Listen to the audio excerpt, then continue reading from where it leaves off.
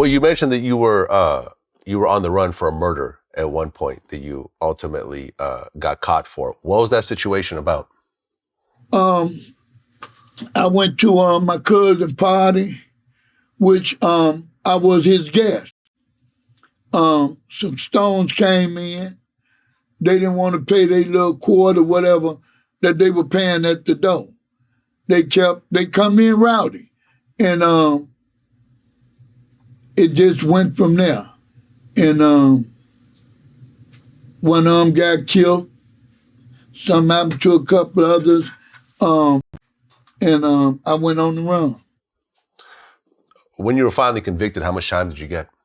14 to 20. Okay. And how long did you end up serving? I ended up doing 9 years and 9 months on that bit there. Got it. By this time, you had been involved in this for a while. After catching that murder charge, did you ever think like, maybe I should get out of this life? Because that could have turned into a life sentence for you. You got off relatively light, for a murder. Well, no, I never thought like that because I never thought that we was gang banging. I never thought that we was against the public, the people. It wasn't like that with the organizations that was built up. The Stones, the Vice Lords, the Hoover guys. It wasn't like that. We really believed in our community. We really believed in our families. And we called ourselves keeping our community safe, and things even usually still happen. Now, I stayed in this to try to curb a lot of things that's going on right today. See, once you get out, you don't have no more say-so. But by you staying involved, you can help people. You see, you got people being forced into these gangs or organizations today that it's by force.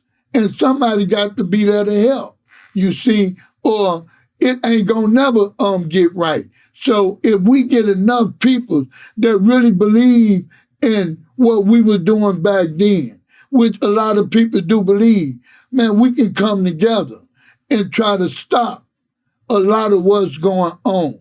Because what's going on is because there's no real leaders out here that's willing to step up to the plate and say enough is enough.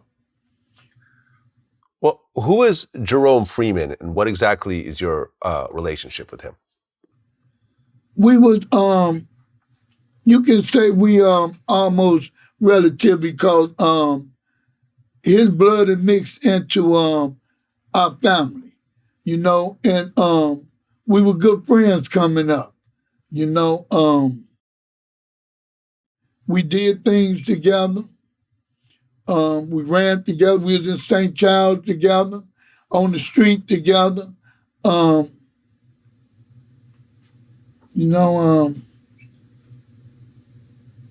He was a guy that I had a lot of love for, even though somewhere along the line we fell out about a mishap.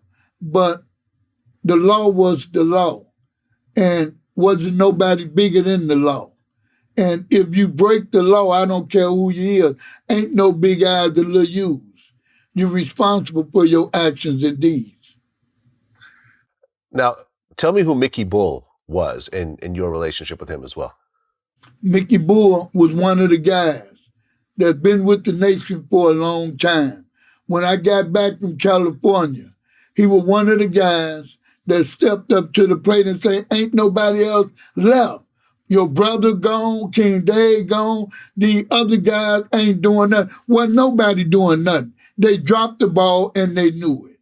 You see? So Mickey Bull, all us was in the Cook County Jail. Mickey Bull, Candy, a few of us.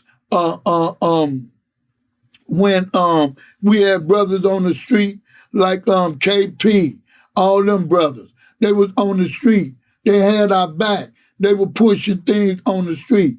But Mickey Bull was one of the major players in this because that brother, you dig, stood and fought hard just like the rest of us to make that new day shine.